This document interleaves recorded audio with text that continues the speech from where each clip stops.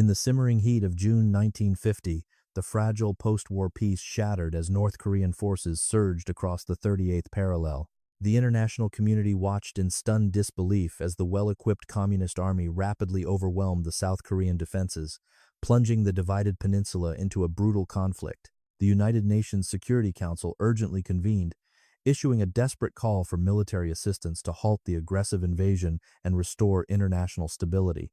Within this tense atmosphere of the early Cold War, the Australian government recognized the strategic necessity of a swift and decisive response. Prime Minister Robert Menzies formally committed Australian military personnel to the burgeoning conflict, a decision that would forever alter the lives of countless young men. The 3rd Battalion, Royal Australian Regiment, affectionately known as 3 RAR, was stationed in Japan as part of the British Commonwealth Occupation Force. These soldiers, many of whom were veterans of the Second World War, suddenly found themselves transitioning from relatively peaceful occupation duties to active combat readiness. The battalion was placed under the command of Lieutenant Colonel Charles Green, a distinguished and highly respected military leader. Lieutenant Colonel Green was a remarkable figure whose extensive battlefield experience in Greece and New Guinea had forged him into a pragmatic and deeply empathetic commander. Recognizing the formidable challenges ahead, he immediately instituted a rigorous training regime to ensure his men were physically and mentally prepared for the harsh realities of the Korean theater. "We are going into a vicious fight," Green told his assembled officers during a briefing, "and our survival depends entirely on absolute discipline, physical endurance, and our unwavering commitment to each other on the battlefield." The training in Japan intensified throughout the sweltering summer months, focusing heavily on infantry tactics, weapon proficiency, and rapid maneuvering over difficult terrain. New recruits, some barely out of their teenage years, were hastily integrated with the seasoned veterans, creating a unique blend of youthful enthusiasm and battle-hardened cynicism. The logistics of moving an entire battalion across the sea to a war zone presented a monumental challenge for the Australian military planners. Equipment shortages and administrative hurdles plagued the preparation phase, yet the men of 3 RAR remained resolute in their shared purpose.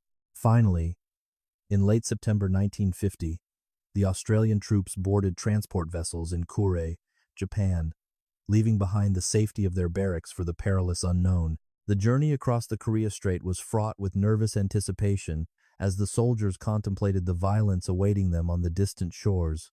Upon arriving at the bustling port city of Busan, the Australians were immediately confronted with the staggering scale of the human tragedy unfolding around them. Thousands of desperate refugees lined the streets, their faces etched with the profound sorrow and exhaustion of displacement. The sights and sounds of Busan provided a sobering reality check for the newly arrived battalion, instantly dispelling any romanticized notions of military glory. Buildings lay in ruins, the air was thick with the acrid smoke of destruction, and the constant roar of military convoys created an atmosphere of organized chaos. As the men disembarked, they carried heavy packs filled with ammunition, rations, and the meager personal possessions they were permitted to bring. The sheer logistical magnitude of the United Nations military effort was evident everywhere, with supplies stacked high along the docks. Almost immediately, the Australian logistics chain faced severe strain as they attempted to secure adequate transportation and supplies for the impending northward advance. The battalion was issued with heavy winter clothing, though many soldiers initially dismissed the bulky garments in the lingering autumnal warmth of southern Korea. However, seasoned officers warned them of the notorious Korean winter, which would soon become as formidable an enemy as the North Korean army itself. "Keep that gear close," a grizzled sergeant barked at a young private, "because when the frost hits, it will freeze the marrow in your bones." Moving out from Busan, 3 RAR traveled northward by train, passing through a devastated landscape that bore the deep scars of recent, relentless combat. Destroyed bridges, burnt-out villages, and abandoned military vehicles littered the countryside, serving as grim testaments to the ferocity of the early communist offensive. The soldiers stared out the windows in solemn silence, processing the sheer magnitude of the destruction that had ravaged the once beautiful agrarian nation. They were officially attached to the British 27th Infantry Brigade, forming a crucial component of the advancing United Nations vanguard. By early October, The strategic situation had shifted dramatically following the successful American amphibious landing at Incheon, which had effectively broken the North Korean supply lines. The Communist forces were in full retreat back across the 38th parallel, and the United Nations Command eagerly seized the opportunity to pursue the fleeing enemy. The Australian battalion was ordered to join the rapid advance northward, pushing relentlessly toward the North Korean capital of Pyongyang. The pace of the march was grueling, testing the physical limits of the soldiers as they traversed steep hills and treacherous valleys. The physical toll of the continuous marching was exacerbated by the rapidly deteriorating weather conditions as autumn gave way to the bitter chill of early winter. A biting wind swept down from the Siberian plains, slicing through their uniforms and making every step an agonizing exercise in sheer willpower. The heavy winter gear they had previously cursed now became their most prized possession, although it often proved insufficient against the plummeting temperatures. The men huddled together during brief halts, sharing meager rations and attempting to conserve whatever body heat they could muster. Despite the harsh conditions, the morale within 3RAR remained remarkably high, bolstered by the strong bonds of mateship and a shared sense of professional duty.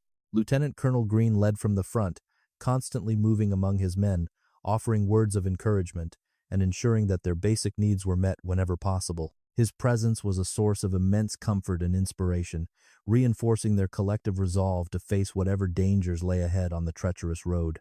The soldiers knew they were approaching enemy territory, and a palpable tension hung heavily in the freezing air.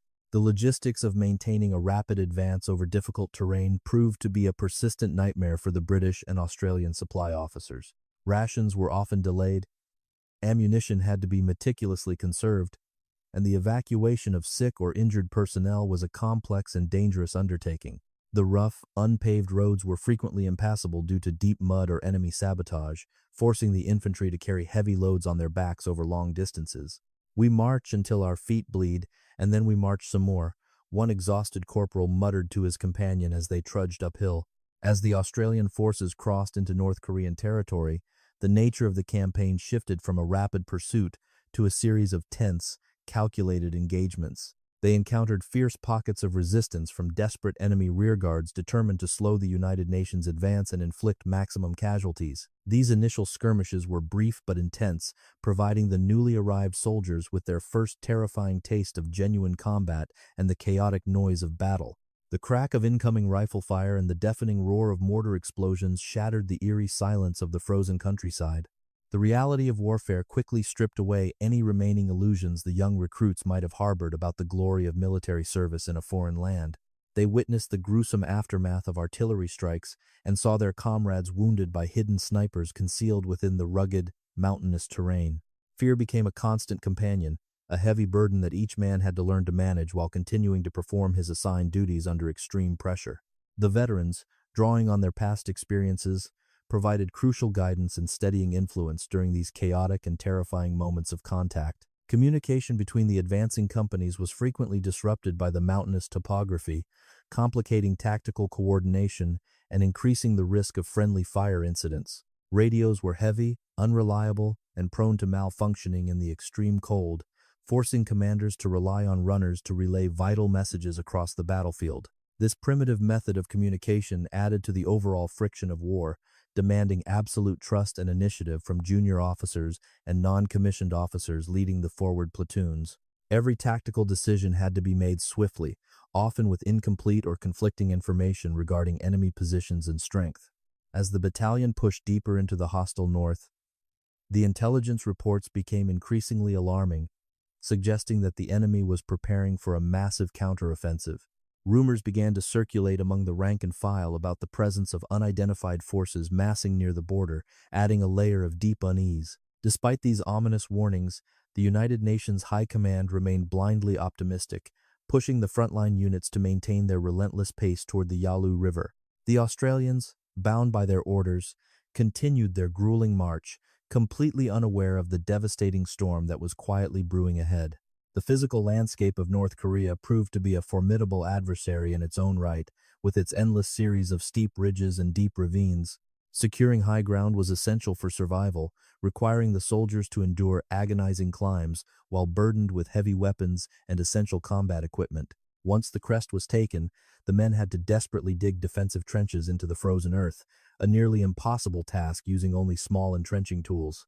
"This dirt is like solid concrete," a frustrated soldier complained, striking the ground repeatedly with his shovel to no avail. Nightfall brought no relief from the misery. It only amplified the biting cold and the pervasive anxiety of an imminent enemy assault. In the darkness, the soldiers operated on minimal sleep, maintaining strict watch schedules to guard against the stealthy infiltration tactics frequently employed by the North Korean forces. The eerie shadows cast by the moonlight on the snow-covered hills played tricks on their exhausted minds, making every rustling bush seem like an approaching threat. Survival depended entirely on absolute vigilance, weapon readiness, and the quiet assurance that their mates were watching their backs. By late October, the men of 3 RAR had evolved into a hardened and highly effective combat unit, having endured immense physical and psychological trials. They had seamlessly integrated into the British brigade structure, earning the profound respect of their Allied counterparts through their undeniable toughness and tactical proficiency. The innocence of the Japanese training camps had been permanently replaced by the grim, unspoken understanding of men who had seen the true face of modern warfare. They stood poised on the brink of history, fully prepared to execute their duty, no matter the terrible cost. Yet, despite their battle readiness, nothing could have truly prepared the Australian troops for the unprecedented scale of violence that awaited them in the coming months. The initial phase of rapid movement and pursuit was slowly drawing to a deceptive close, leading them directly into a carefully orchestrated and deadly trap. As they advanced toward the town of Yeongju, the strategic calculus of the entire Korean War was about to undergo a sudden and catastrophic transformation. The gathering storm was finally preparing to break, threatening to consume everything in its unforgiving and destructive path. The political leadership in Canberra monitored the unfolding situation with growing apprehension, relying on delayed dispatches to gauge the safety and progress of their deployed forces.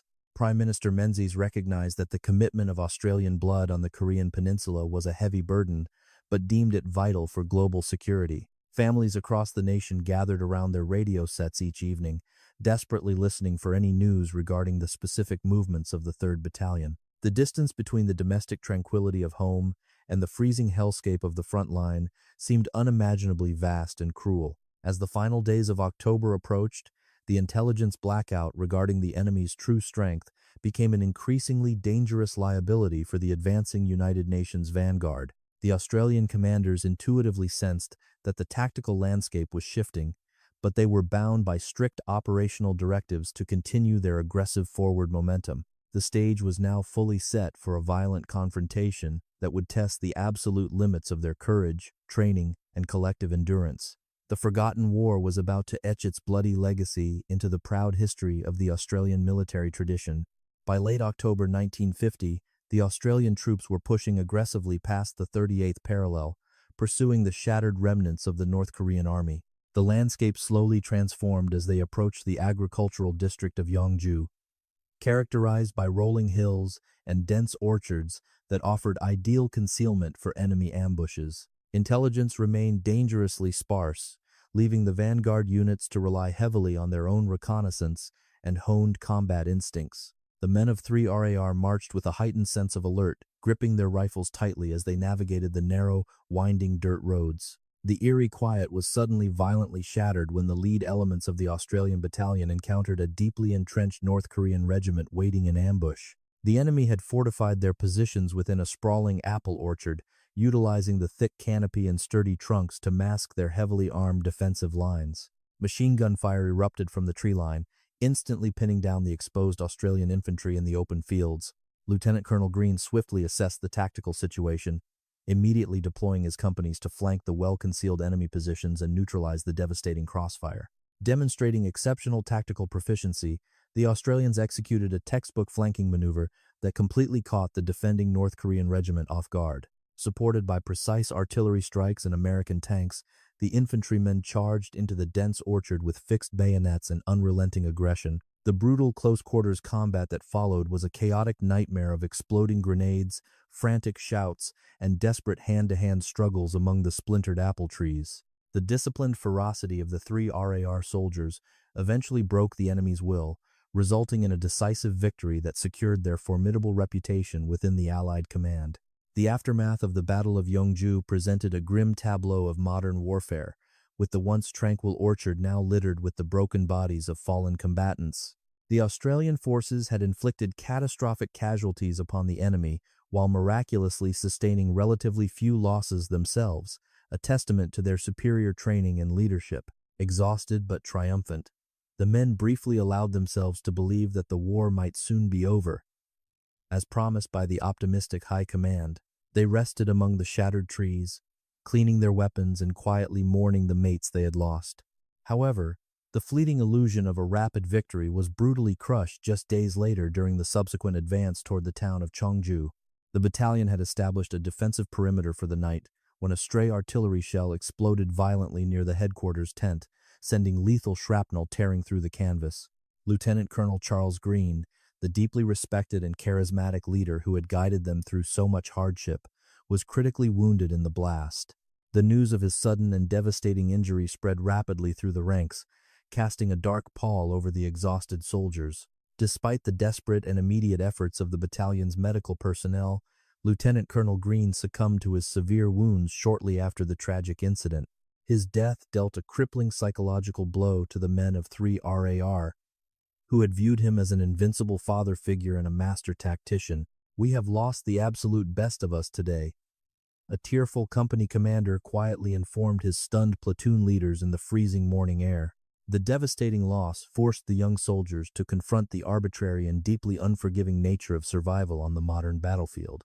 As the Australians mourned their fallen commander, an even greater catastrophe was silently unfolding across the frozen, mountainous expanse of the northern frontier. Unbeknownst to the overconfident United Nations Supreme Command, hundreds of thousands of Chinese troops had covertly crossed the Yalu River under the cover of darkness. This massive, battle-hardened army infiltrated the rugged terrain, expertly avoiding aerial detection while strategically maneuvering to encircle the overextended Allied forces.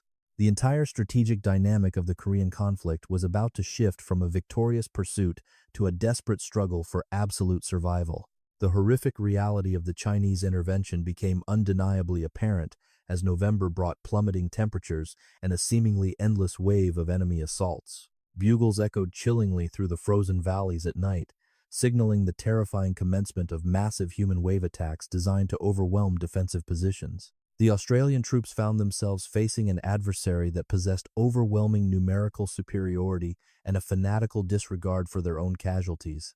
They fired their weapons until the barrels glowed red-hot, desperately trying to stem the relentless tide of attackers surging out of the darkness. Faced with the imminent threat of complete annihilation, the United Nations Command had no choice but to order a general retreat southward. This retrograde movement quickly degenerated into a grueling and chaotic nightmare as the Allied armies struggled to extract themselves from the tightening Chinese encirclement. The men of 3 RAR were assigned the perilous task of acting as a rearguard, protecting the retreating columns while constantly fending off aggressive enemy pursuing forces. They marched backward through the snow and ice, their weary bodies pushed to the absolute limits of human physical endurance. The extreme Korean winter now emerged as a merciless and impartial killer, claiming lives and limbs with terrifying efficiency alongside the relentless enemy fire. Temperatures plummeted to unimaginably low levels, freezing weapons solid and causing severe frostbite that turned soldiers' extremities black with necrotic tissue. The inadequate winter clothing issued to the troops proved entirely useless against the biting, sub-zero winds that swept unimpeded across the barren, icy landscape. "If the bullets don't get us, this bloody ice certainly will," a shivering private muttered through chattering teeth while attempting to thaw his frozen rifle bolt. Desperation bred grim innovation as the soldiers desperately sought any possible method to survive the soul-crushing cold during the agonizing nighttime halts. They huddled together in shallow, frozen fighting pits, sharing body heat and covering themselves with whatever meager blankets or captured enemy coats they could find. Sleep was a dangerous luxury, as falling unconscious in the freezing temperatures often meant never waking up again, slipping silently into a permanent, icy oblivion. Sentries had to be physically struck by their comrades to ensure they remained awake and alert to the ever-present threat of infiltration. The rearguard actions were characterized by brief, terrifying moments of intense violence, followed by hasty, exhausting withdrawals under the cover of artillery fire. The Chinese forces pursued the retreating Australians with relentless tenacity, constantly probing their defensive lines for weaknesses and exploiting any gap in the formation. The continuous combat and lack of rest severely degraded the combat effectiveness of the battalion, reducing the men to hollow-eyed specters running purely on adrenaline and instinct. They fought with a grim, mechanical efficiency, focused entirely on keeping the enemy at bay and protecting their vulnerable flanks. The chaotic nature of the massive retreat caused the complete collapse of the already fragile logistical supply chain that supported the frontline units. Ammunition became critically scarce, forcing the soldiers to meticulously count every round and scavenge weapons from fallen enemies to maintain their defensive firepower. Rations were practically non-existent, leaving the exhausted men to survive on melted snow and whatever meager scraps of food they had managed to hoard in their packs. Hunger gnawed constantly at their bellies, further sapping their dwindling physical strength and compounding the immense psychological strain of the continuous retreat. As the desperate southward march continued relentlessly day and night, the roads became choked with abandoned military vehicles, destroyed equipment, and thousands of freezing refugees. The Australians were forced to destroy their own immobilized transport trucks and heavier weapons to prevent them from falling into the hands of the advancing enemy. This deliberate destruction of vital equipment deeply demoralized the troops, physically symbolizing the absolute failure of the once promising northern offensive and the gravity of their situation. The retreating column resembled a broken, battered serpent, slowly winding its way through the desolate and unforgiving winter landscape. Despite the overwhelming despair and chaotic disintegration of the surrounding Allied forces, the discipline within the ranks of the 3 RAR miraculously held firm. The non-commissioned officers played a critical role in maintaining order, enforcing strict march discipline, and ensuring that no wounded or exhausted man was left behind. Keep moving forward, put one foot in front of the other, and don't you dare stop. A sergeant continuously barked at his struggling platoon, his voice hoarse from the cold. This unwavering commitment to mateship and collective survival proved to be their ultimate salvation during the darkest hours. By the end of December, the battered remnants of the United Nations forces were completely pushed back across the 38th parallel, relinquishing all captured territory. The strategic situation had reverted to the exact same volatile borderlines that had existed before the devastating conflict had originally erupted in June. The Australians had endured a catastrophic reversal of fortune, surviving a brutal tactical retreat that had tested their physical courage and mental resilience beyond all conceivable limits. They dug new defensive positions into the frozen earth, preparing to face an uncertain future in a prolonged war. The immense cost of the bitter winter retreat was heavily etched into the hardened, exhausted faces of the surviving soldiers as they consolidated their lines. They had lost numerous brothers in arms to enemy action, devastating artillery barrages, and the merciless freezing grip of the unforgiving Korean winter environment. The vibrant, youthful optimism that had characterized their initial arrival in the theater had been entirely replaced by a dark, cynical understanding of industrial slaughter. The war was no longer a grand crusade for freedom. It had become a bleak, uncompromising struggle for mere daily survival in the trenches.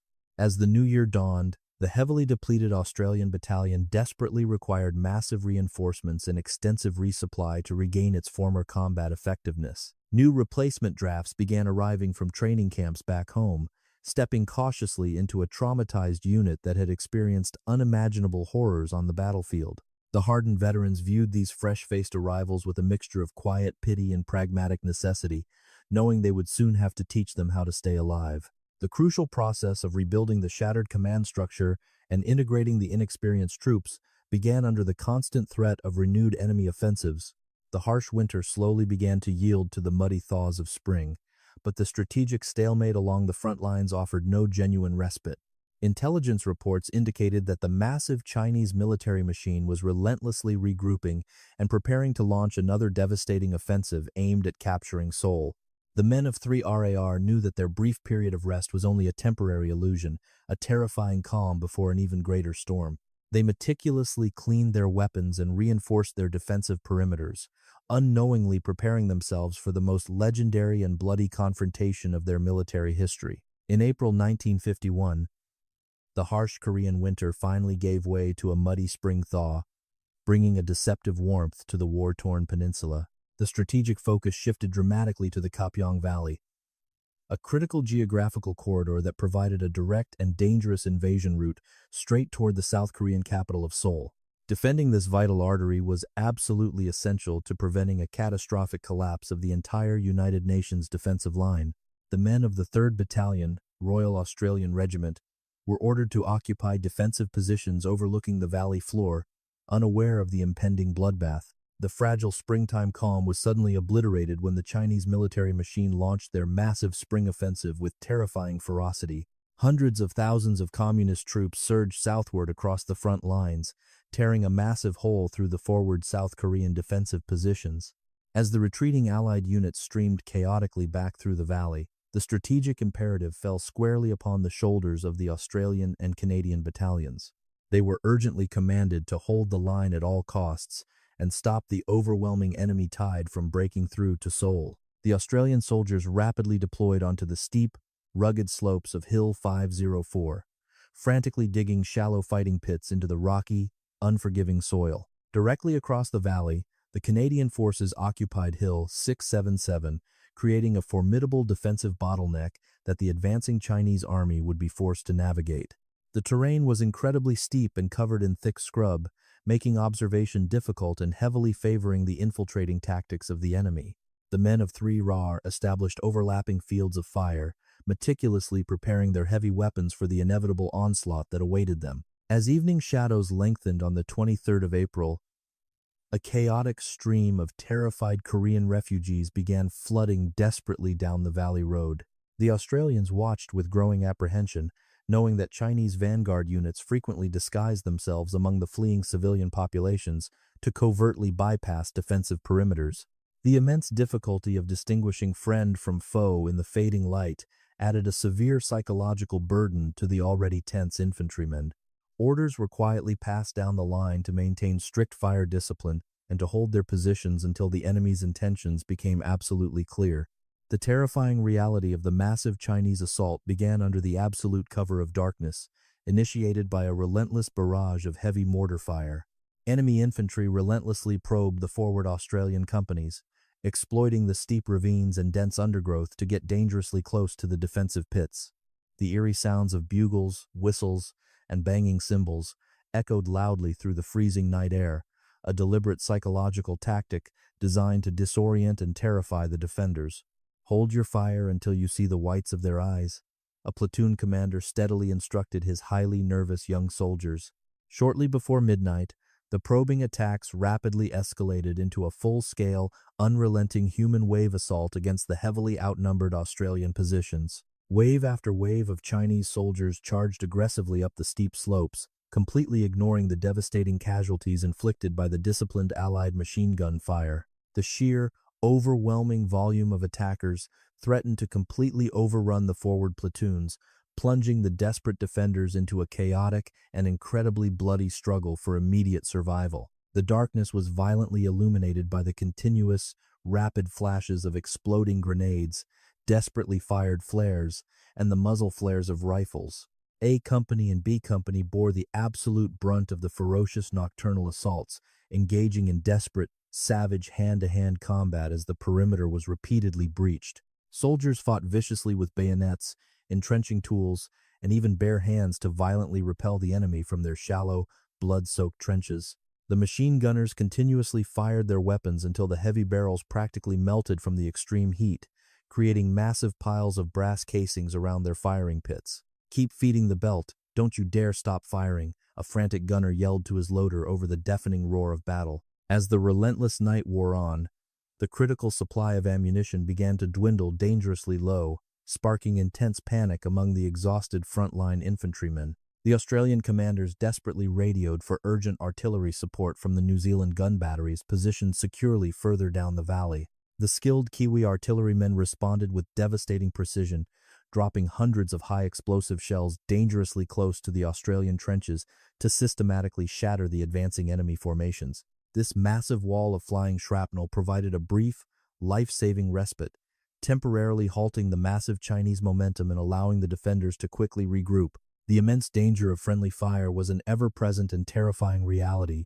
as the desperately called artillery strikes landed mere meters from the Australian pits. The sheer concussive force of the exploding shells violently shook the earth, showering the terrified, huddled soldiers with heavy dirt, jagged rocks, and hot shrapnel. Yet, the infantrymen genuinely welcomed the deafening barrage, knowing absolutely that the deadly accurate New Zealand artillery was the only thing preventing their complete annihilation.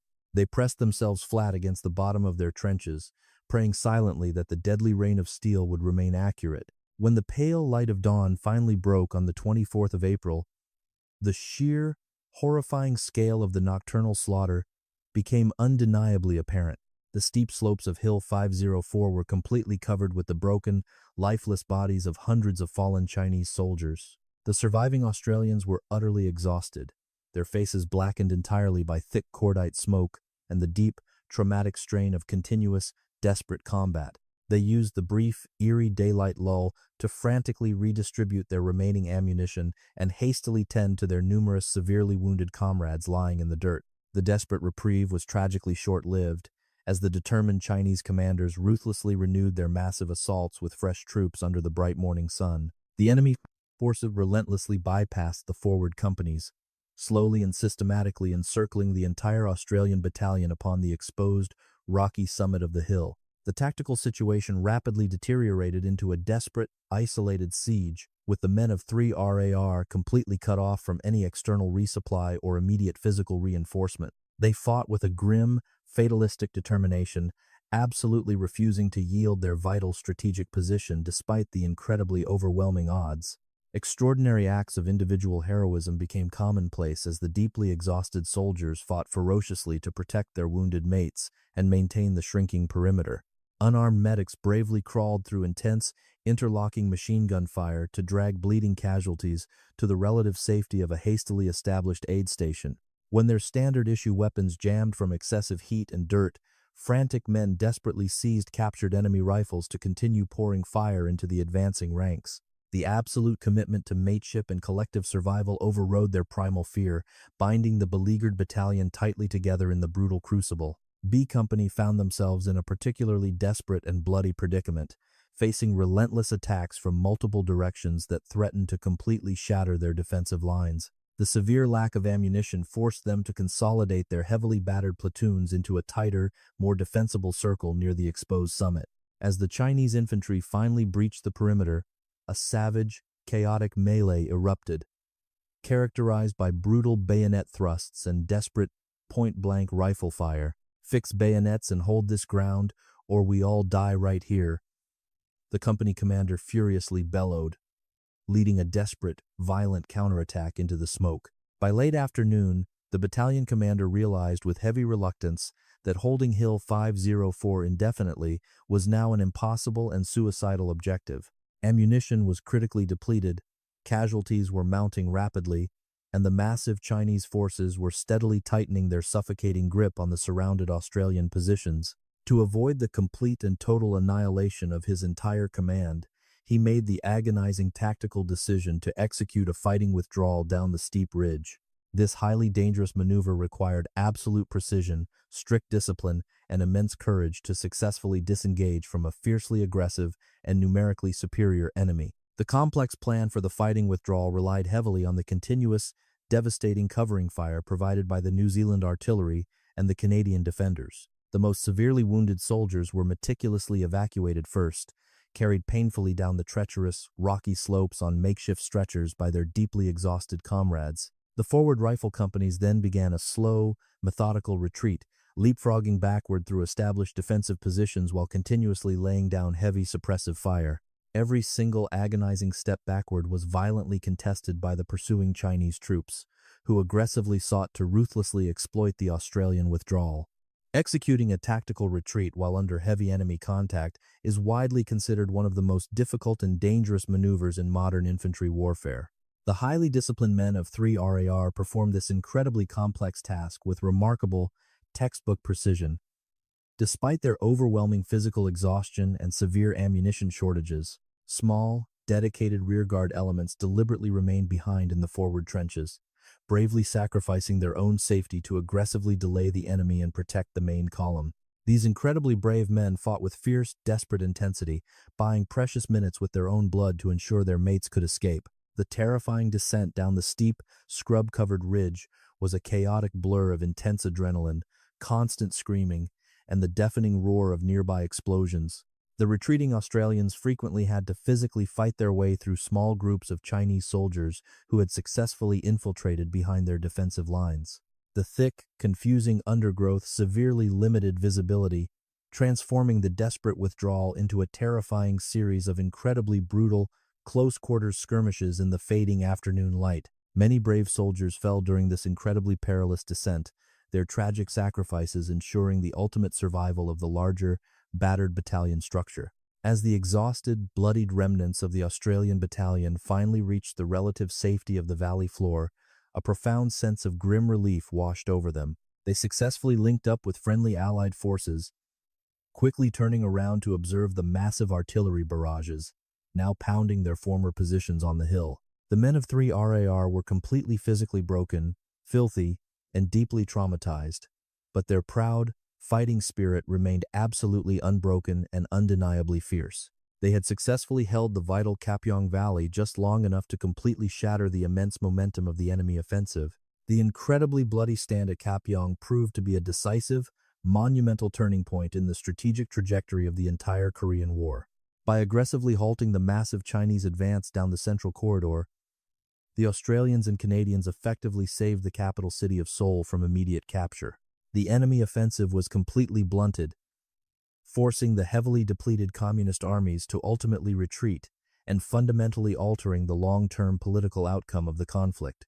However, this magnificent strategic victory was purchased at an incredibly terrible cost, leaving dozens of young Australian men dead upon those foreign slopes. For their extraordinary heroism and collective bravery under unimaginable pressure, the 3rd Battalion was proudly awarded the prestigious United States Presidential Unit Citation. This incredibly rare and distinguished military honor served as a permanent, glowing testament to their absolute tactical brilliance and unbreakable, fierce brotherhood. The legendary Battle of Kapyong forever cemented the formidable, fighting reputation of the Australian infantrymen in the modern era of industrial warfare. Yet, the deep psychological scars borne by the surviving veterans would silently haunt them for the absolute entirety of their remaining days back in their peaceful homeland.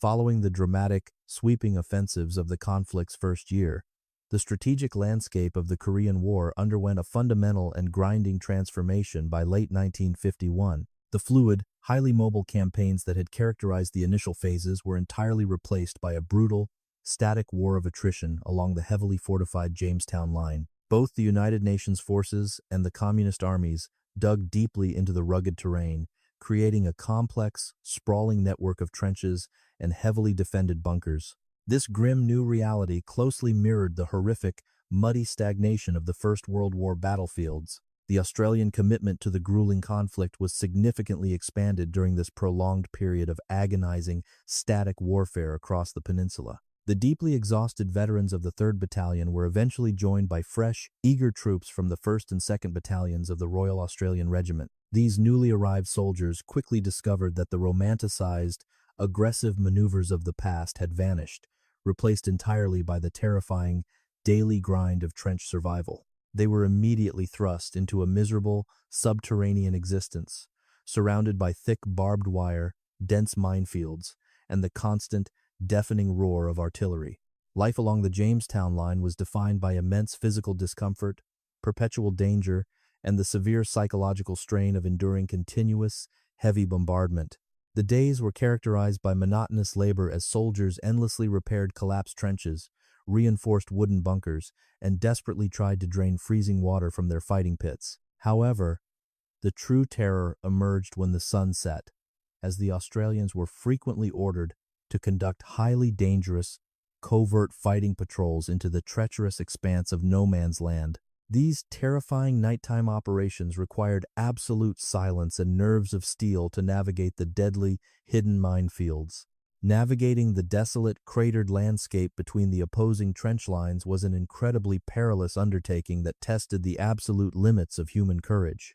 The heavily armed Australian patrols crept cautiously through the darkness, their faces blackened with burnt cork, desperately seeking to capture enemy prisoners or gather vital tactical intelligence. Sudden, extremely violent clashes frequently erupted when they unexpectedly encountered heavily armed Chinese patrols lurking within the dense, dark valleys. These chaotic, close-quarters skirmishes were usually decided by frantic grenade throws and desperate bursts of submachine gun fire before both sides rapidly retreated into the blackness. Despite the overall strategic stalemate gripping the divided peninsula, the United Nations Command occasionally launched targeted, highly coordinated offensives to secure dominant tactical terrain. In early October 1951, the ambitious Operation Commando was aggressively initiated to forcefully dislodge the deeply entrenched Chinese forces from a series of commanding heights.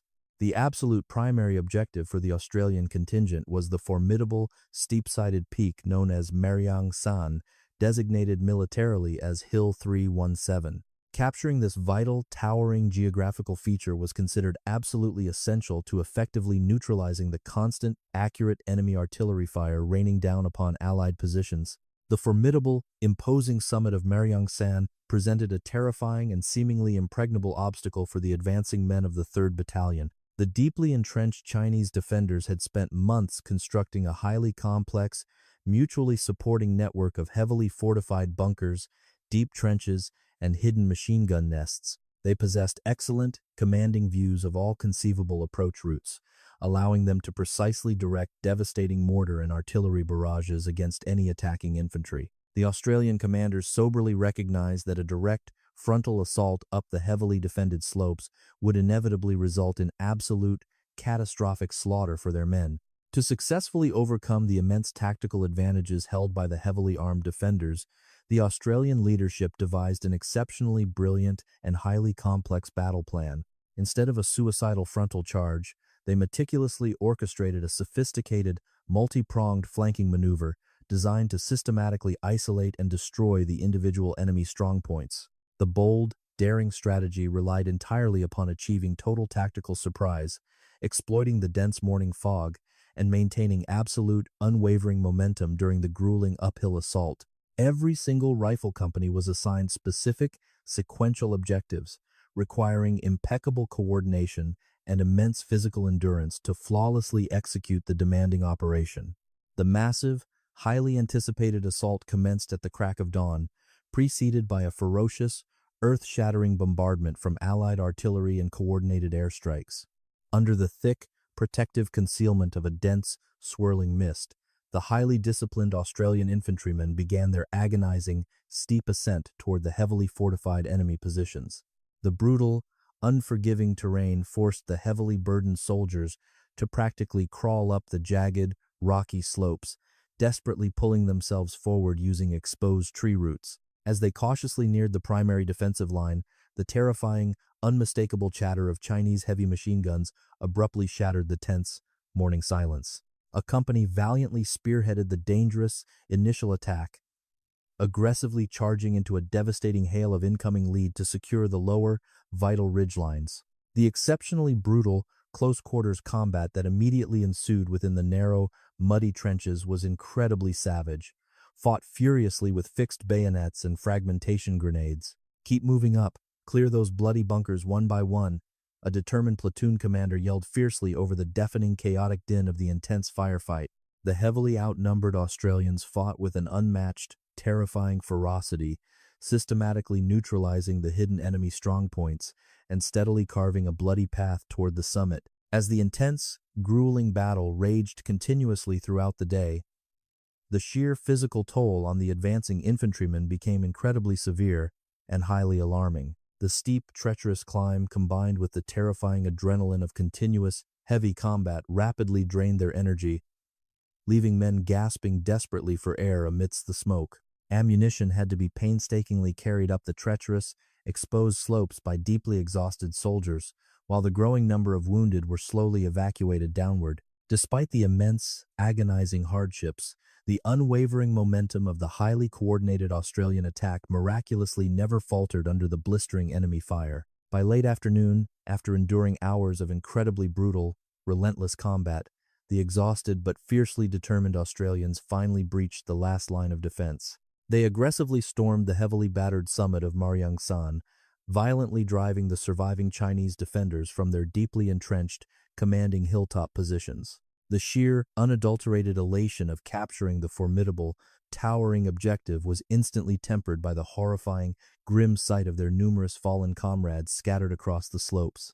The men hastily consolidated their newly won ground, desperately digging fresh, shallow fighting pits in anticipation of the inevitable, massive enemy counterattacks. The deeply anticipated, highly violent Chinese retaliation materialized swiftly under the absolute terrifying cover of darkness, characterized by relentless, massive human wave assaults. The fiercely determined enemy troops surged aggressively up the steep slopes, desperately seeking to quickly recapture the vital, strategic peak they had just lost. The exhausted Australians poured continuous, devastating fire into the charging ranks, utilizing every single available weapon to desperately hold their fragile, newly established perimeter. The intense, bloody struggle raged fiercely throughout the entire freezing night, a terrifying, chaotic nightmare of exploding artillery, flashing tracer rounds, and desperate hand-to-hand combat. Against all conceivable odds, the incredibly resilient men of the 3rd Battalion successfully held their hard-won ground, repelling multiple, ferocious enemy counterattacks until dawn. The legendary, highly successful capture of Maryansan was immediately hailed as an absolute, brilliant masterpiece of modern infantry tactics and exceptional battlefield execution. It undeniably showcased the superior, rigorous training, immense physical courage, and unbreakable, collective mateship that fundamentally defined the proud Australian military tradition. However, this magnificent, undeniable tactical victory merely highlighted the profoundly bleak, grinding reality of the ongoing, brutal war of immense attrition consuming the divided peninsula. The sheer, terrible cost of capturing heavily fortified hills like Maryansan was agonizingly measured in the spilled blood of countless brave young men. The deeply frustrating, bitter reality of this static, trench-bound conflict was that hard-won, bloody victories rarely altered the broader, fundamental strategic map. Ground was violently seized at a massive, horrifying cost, only to be subsequently subjected to continuous, devastating enemy bombardment that inflicted further daily casualties. The victorious, exhausted soldiers gazed out over the desolate, cratered valleys, knowing absolutely that their immense sacrifices would simply be repeated on another nameless, bloody ridge. The tragic, deeply agonizing futility of the entire bloody endeavor was starkly illustrated just 1 month later when the British units relieving the Australians were overwhelmed. A massive, incredibly ferocious Chinese offensive successfully recaptured the towering peak of Maryansan, instantly rendering the previous, immense Australian sacrifices seemingly meaningless. This devastating, bitter loss profoundly demoralized the deeply exhausted troops, permanently reinforcing the deeply cynical, dark view of a war caught in a terrifying stalemate. They were trapped in a horrifying, endless meat grinder, endlessly trading valuable young lives for useless, devastated patches of dirt and shattered rock.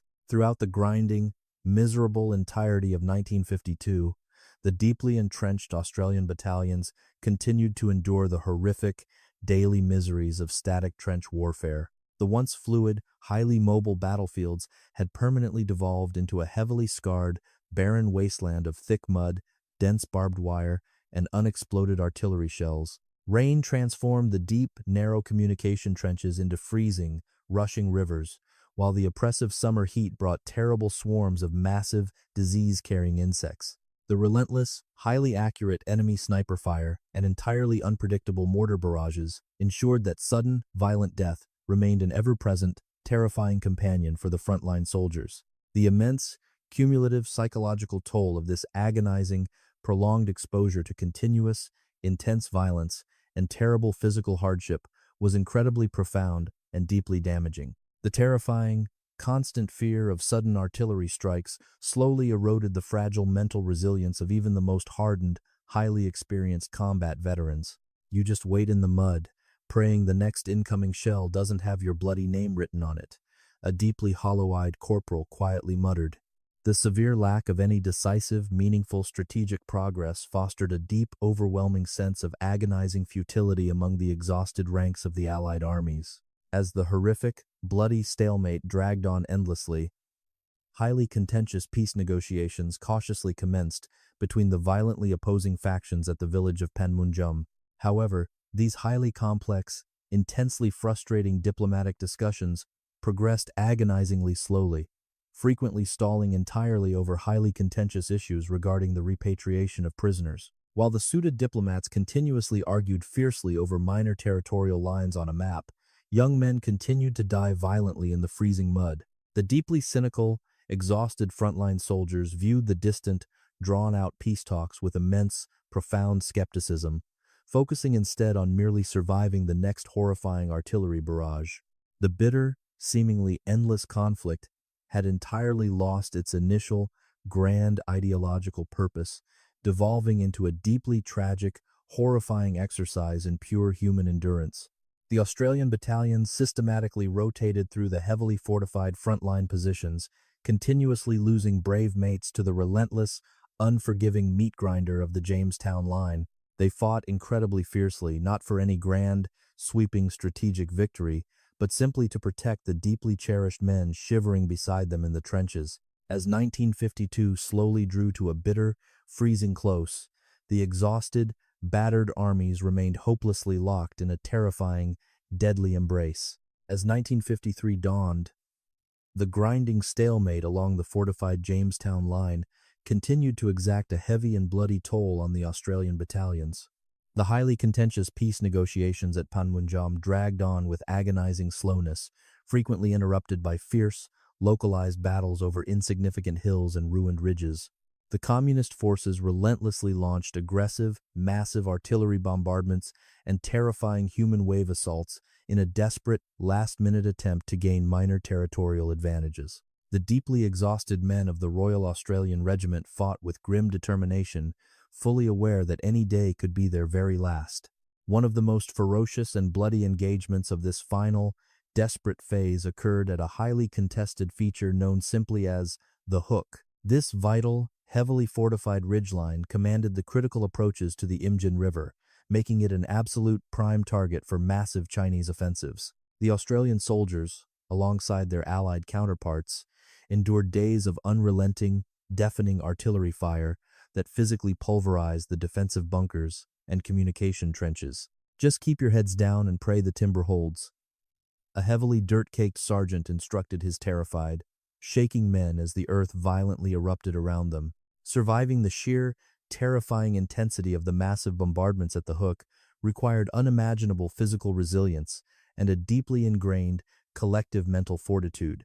The heavily battered Australian infantrymen emerged slowly from their shattered, subterranean dugouts to aggressively repel the massive, charging waves of determined enemy attackers. Fierce, incredibly savage hand-to-hand combat frequently erupted within the ruined, muddy trenches, completely lit by the terrifying, chaotic glare of descending parachute flares. They successfully held the vital, strategic line against seemingly impossible, overwhelming odds, heavily contributing to the final, necessary stabilization of the entire United Nations defensive front. Finally, after 3 agonizing, unimaginably bloody years of continuous, brutal warfare, the long-awaited armistice agreement was officially signed on the 27th of July. The deafening, terrifying roar of the massive artillery batteries abruptly ceased, instantly replaced by an incredibly eerie, profound silence that stretched across the heavily scarred peninsula. The deeply exhausted Australian soldiers cautiously climbed out of their muddy, fortified trenches,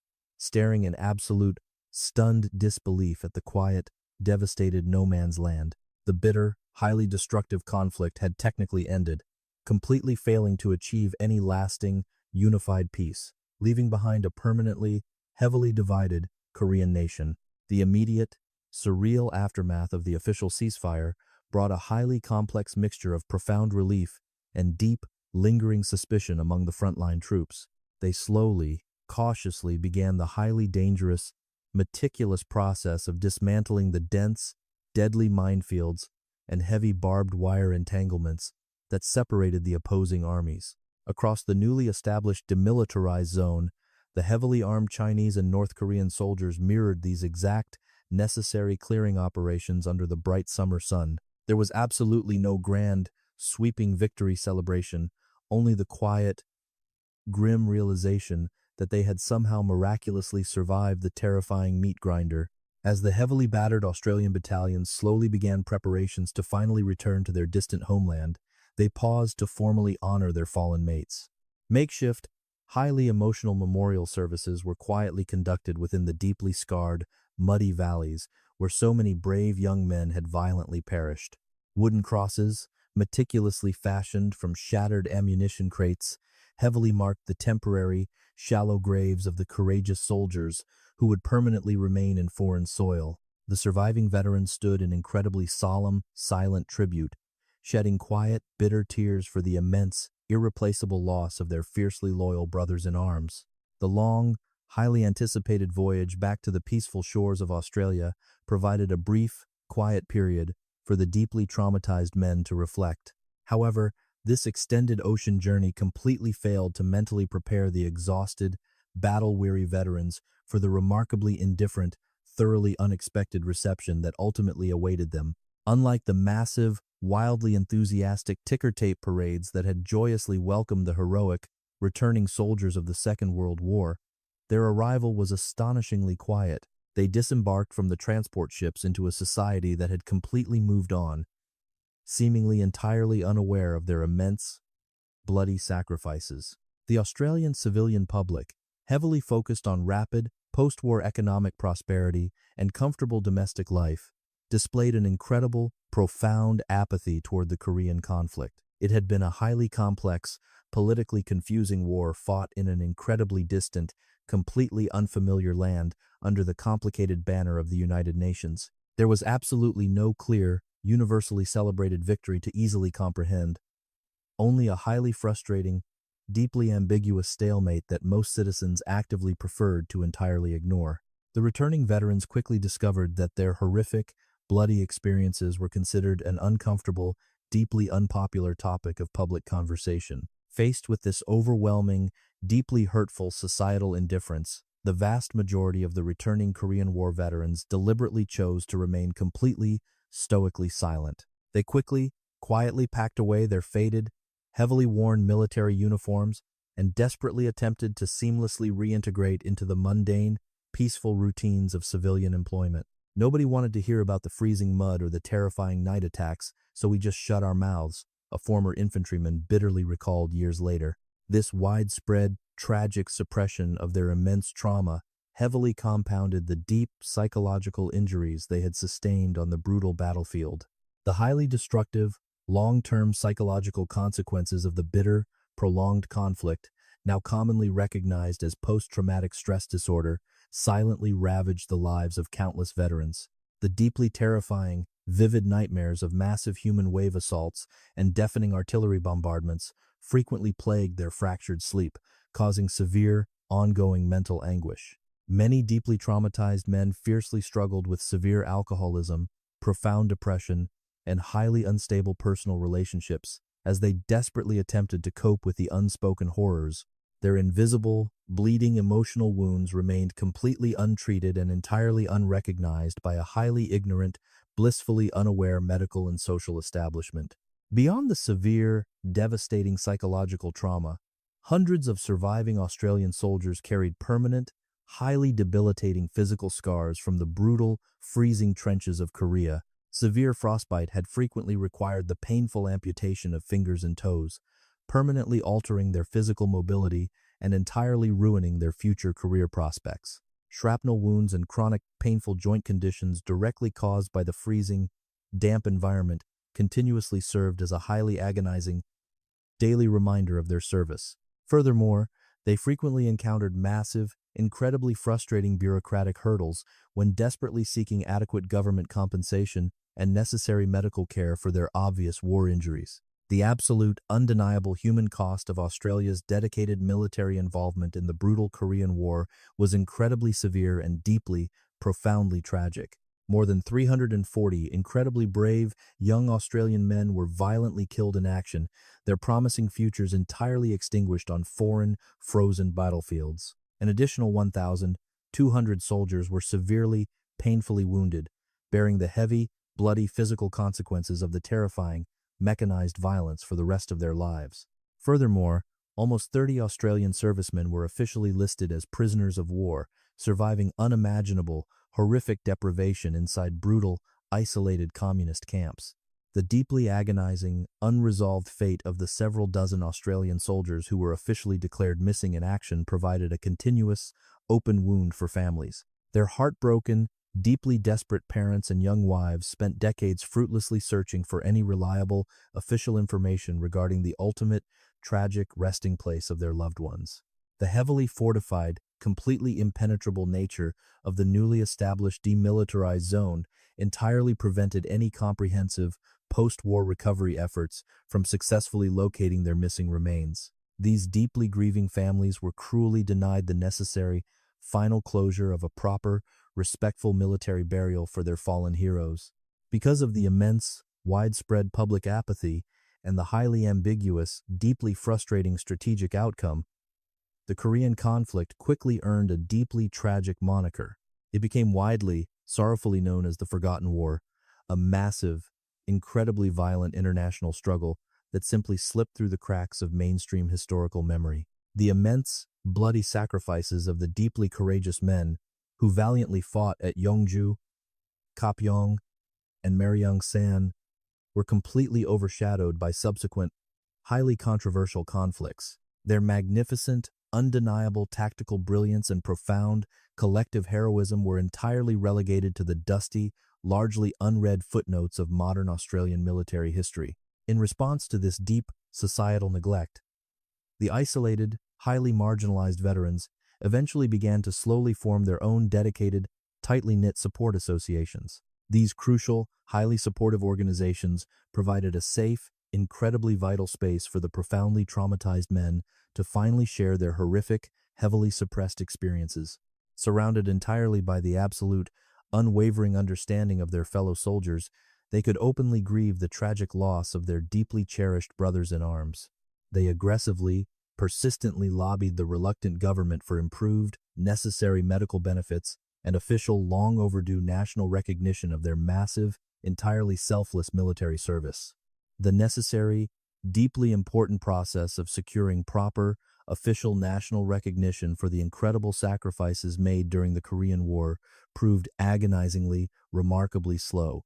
It took several long, highly frustrating decades before the Australian government finally began to properly, adequately acknowledge the immense historical significance of the brutal conflict. Dedicated, highly prominent national memorials were eventually constructed, heavily inscribed with the numerous, tragic names of the courageous, young men who had violently fallen. However, for many deeply aged, completely broken veterans, this highly delayed, official validation arrived entirely too late to meaningfully heal their profound, lifelong psychological injuries. Despite the immense, widespread civilian ignorance, the profound, highly significant tactical legacy of the Australian infantry deeply resonated within professional, international military circles. The incredibly brave, highly disciplined defensive stand at Kapyong and the brilliant, deeply complex offensive assault on Maryang-san are continuously studied at military academies. They undeniably remain incredibly powerful, highly instructive examples of exceptional small unit leadership, immense physical endurance, and absolute unwavering courage under terrifying, overwhelming enemy pressure. The proud, highly decorated modern regiments of the Australian Army continuously, fiercely uphold the magnificent, bloody traditions entirely forged within those frozen Korean valleys. The incredibly massive, undeniable contrast between the prosperous, highly democratic modern nation of South Korea and the deeply impoverished, entirely isolated North stands as their legacy. The surviving, deeply aged Australian veterans who occasionally returned to visit the peninsula were absolutely, completely astounded by the magnificent, sprawling cities that replaced the ruins. They could visually, tangibly see that their immense, terrifying sacrifices had fundamentally, directly allowed a completely shattered, traumatized nation to ultimately survive and spectacularly flourish. This profound, undeniable realization provided a deeply comforting, highly necessary sense of ultimate meaning to their incredibly painful, largely forgotten youthful struggles. The Forgotten War remains a deeply tragic, highly complex chapter in the long, proud history of Australia's extensive overseas military deployments and commitments. The incredibly courageous, deeply loyal men of the Royal Australian Regiment valiantly answered their nation's call, stepping bravely into a terrifying, freezing hellscape of industrial slaughter. They bled, suffered, and violently died upon the deeply scarred, rocky ridges of a completely foreign land, entirely bound together by an absolute, unbreakable mateship. Their immense, largely uncelebrated sacrifices absolutely demand our profound, eternal respect, entirely ensuring that their magnificent, bloody legacy is never truly forgotten again. As the final few, deeply aged survivors of the brutal Korean campaign slowly fade into the quiet, highly respected annals of national history, their voices remain crucial. It is an absolute, deeply fundamental obligation for future, highly comfortable generations to actively, relentlessly seek out and preserve their terrifying, intensely personal combat narratives. The massive, undeniable tragedy of the forgotten war must serve as a profound, incredibly sobering reminder of the absolute, horrific human cost of international geopolitical conflict. Only through active, highly conscious remembrance can we genuinely, fully honor the Australian blood so freely, violently spilled across the 38th parallel.